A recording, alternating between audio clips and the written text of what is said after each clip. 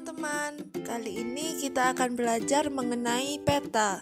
Tujuan pembuatan video ini yaitu untuk memberikan penguatan materi bagi siswa SD kelas 5 mengenai peta.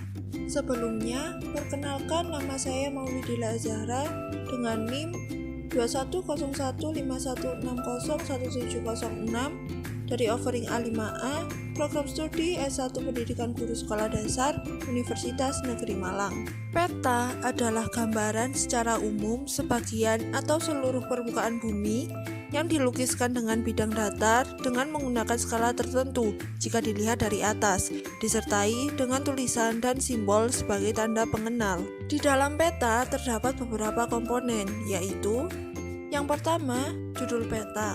Judul peta adalah identitas atau nama untuk menjelaskan isi atau gambar peta. Judul peta biasanya terletak di bagian atas peta. Judul peta merupakan komponen yang penting. Kedua, legenda. Legenda adalah keterangan yang berisi gambar-gambar atau simbol-simbol beserta artinya. Legenda biasanya terletak di bagian pojok kiri bawah peta. Ketiga, skala. Skala adalah perbandingan jarak antara dua titik pada peta dengan jarak sebenarnya di permukaan bumi. Misalnya, skala 1 banding 200.000. Skala ini artinya 1 cm jarak pada peta sama dengan 200.000 cm atau 2 km jarak sebenarnya. Keempat, simbol. Simbol adalah lambang-lambang atau gambar yang menunjukkan objek alam atau buatan. Simbol peta harus memenuhi 3 syarat, yakni sederhana, mudah dimengerti, dan bersifat umum.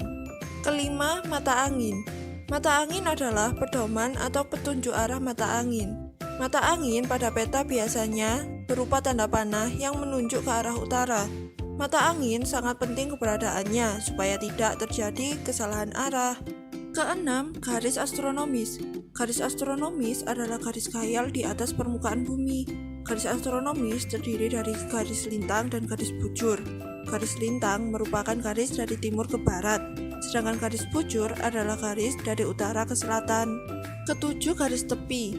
Garis tepi adalah garis yang dibuat mengelilingi gambar peta untuk menunjukkan batas peta tersebut. Kedelapan, tahun pembuatan peta. Tahun pembuatan peta menunjukkan kapan peta tersebut dibuat.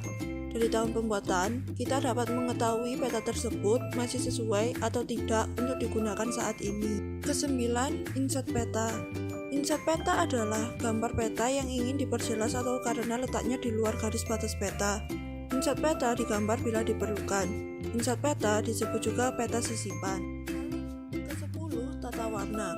Tata warna adalah pewarnaan pada peta untuk membedakan objek satu dengan yang lainnya.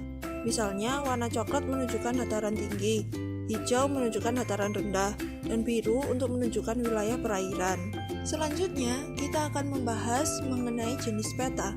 Jenis peta dibagi menjadi dua, yaitu berdasarkan skala dan berdasarkan isi. Berdasarkan skala, peta dibagi menjadi 4, yaitu peta teknik, peta besar, peta sedang, dan peta kecil. Berdasarkan isi, peta dibagi menjadi 2, yaitu peta umum dan peta khusus.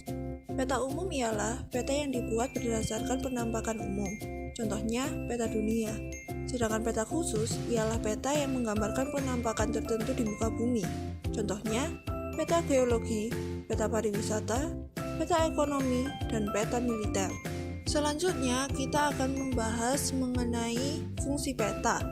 Fungsi peta yang pertama yaitu sebagai alat peraga, media pembelajaran, catatan visual permanen, alat komunikasi, dan alat analisis. Yang kedua, untuk mengetahui letak dan luas suatu wilayah.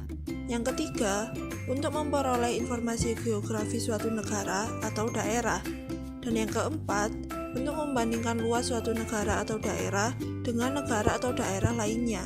Sekian dari saya, terima kasih, semoga bermanfaat, sampai jumpa. Created using Powtoon.